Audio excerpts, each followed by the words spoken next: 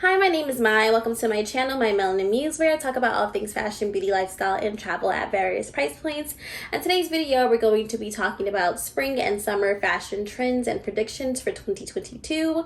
This is probably going to be the most informal video on my channel because I don't have a hard or set outline for this topic, but I am currently shopping for my spring and my summer wardrobe, and I'm noticing all of the advertising from these large companies and brands kind of telling us what's in and what's out. And I think it's really funny each year because honestly the trends truly don't change that much, and they can make you feel as though like you need to add this to your closet, or you're going to be not as stylish or as in the know as everyone else. And I think that's just truly funny because it's absolutely not true. But I do have 3 tips that I do want to share. These are things that I just adopted over the last couple years because I want to make meaningful purchases, not just things that are hot right now or popular right now, but actually add something to my personal wardrobe and style. And I want to share those with you. So let's get right into the video. Okay, so when you read very well-known fashion publications, they always have this trends of whatever year list. So these are items that you should be looking at, you should be adding to your wardrobe.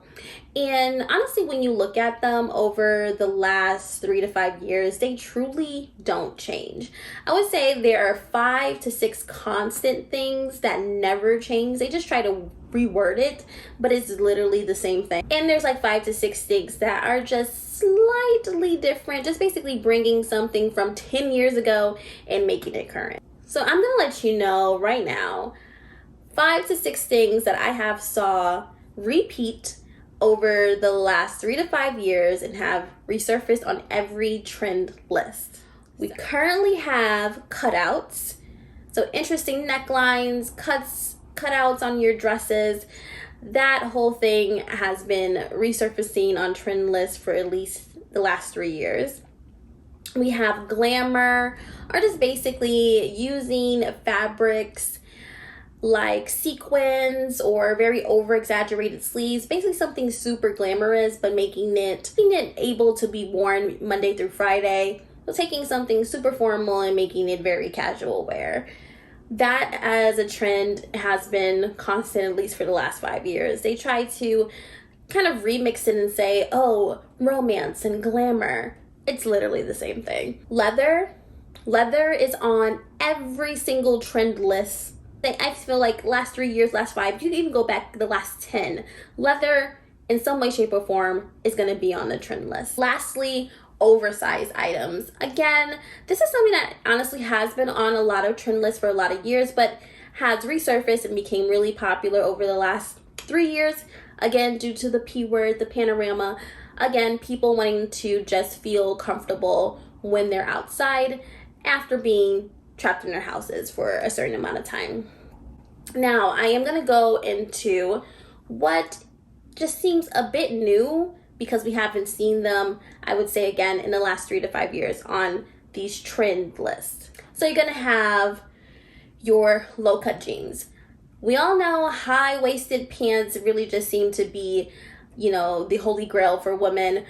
Now they're saying that low-cut jeans are in. This is a trend that I'm not 100% down with. I love my high-waist jeans. I feel like the lowest I'll go is a mid-rise. You guys can keep the low cuts. That's not a trend that I'm personally going to be looking to purchase or add to my wardrobe. So next we have large bags. They're saying that do away with your mini bags. Larger bags are back in style. And this is also a trend that I'm personally not going to buy into because I'm just not a girl that carries a lot. In my purse, all I have truly is my wallet, my phone, hand sanitizer, and my keys, and maybe a lip gloss. I don't need a large bag for that. So this is not something that I'm going to personally put my coins into because it's just not for me. Next, we have Fringe. Now, Fringe is something that I have seen on trend lists constantly because it's introduced in a lot of different ways.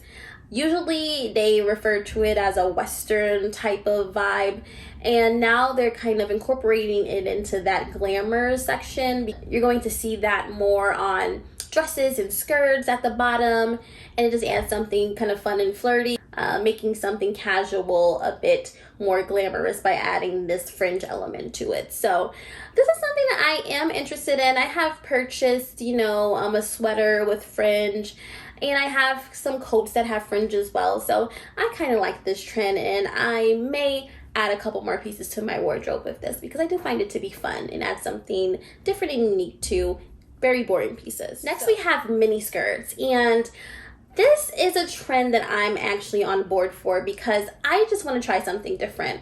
I used to wear a lot of dresses and a lot of skirts, and I've gone away from that as I got older, but I do want to get into it again. I recently have purchased a mini skirt, and I'm really excited about it. It's leather, it's green. I think it's really cute and really unique because it's like a wrap skirt, but it is a shorter length. I am personally going to, probably add maybe one or two more. I want a really good denim one and perhaps a different fabric one as well. So I'm into this trend. Next, we have platform heels. Now this is, I feel like, the biggest trend because that's the thing that we're seeing the most. We see it in high-end designers, and all the fast fashion brands are bombarding us with pictures of these really gorgeous, really beautiful platform heels. I think probably the most popular are the Valentino platform heels. They're gorgeous. This is something I'm on the fence about because, of course, when we look at shoes, they're beautiful, they're great, they look awesome. Will that really reflect in my everyday life? I'm not too sure. So this is kind of bringing me into my 3 tips. So tip number 1 for me is do not overspend trying to be on trend.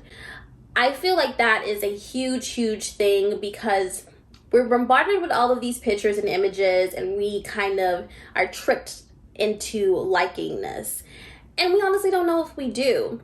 So I would say if you find, let's say you took a look, you saw those beautiful platform heels, and you're like, I really want that. I would highly recommend not going full throttle and buying the Valentinos. How about we go purchase from a fast fashion brand like your H&M's, your Zara's, your Mangos, your ASOS, and see if you truly like it. Is it something that you reach for when you're going out with your girls on a Friday night? Is it something that you reach for when you are going on date night with your man? Let's see if it's actually something that you truly like, you truly reach for, and now you can purchase it at a higher price point. So please do not overspend trying to be on trend. Absolutely do not recommend, especially if these trendy items aren't something that you already wear, like me and the mini skirt. I bought a mini skirt, it's leather.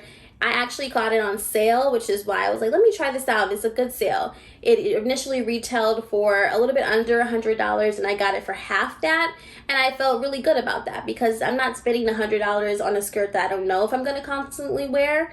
But getting it half off that price definitely makes me more interested in doing so. And purchasing it in a color that I like, in the color that I constantly wear, makes me feel like I'm going to add it into rotation when the weather permits. So the next tip that I have for you is going to be really personalize this trend.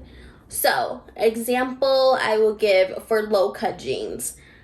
I'm not wearing no low cut jeans. That's just not personally something that I would do. I feel like the lowest I will go is mid-rise because I am just personally not comfortable with that. So it may be trendy, it may be popular, but that's not how I want to live my life. I don't see that being something that I reach for in my everyday life, in my everyday wardrobe. Also, just similarly to the big bag situation, big bags may be on trend. People may be, investing in hobos and satchels. But for me, I like my mini bags. Those are beneficial to me because of how I live my life. So that may be the trend, but mini bags are going to be what I continue to reach for because I don't need or require larger bags in my everyday living.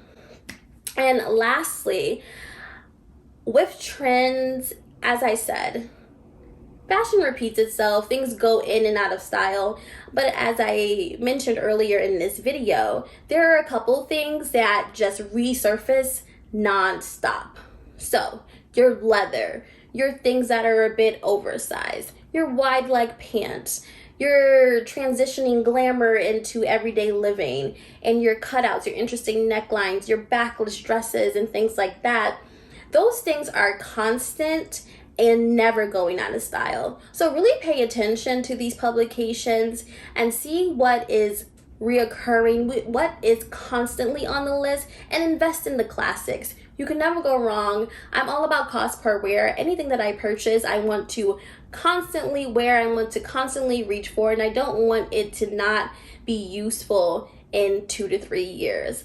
I buy clothes as an investment. It's something that I want to have for years to come. And of course, you're going to always want to transition and change, but I do want to at least get a couple years wear, and I want to be fashionable. I want to look relevant.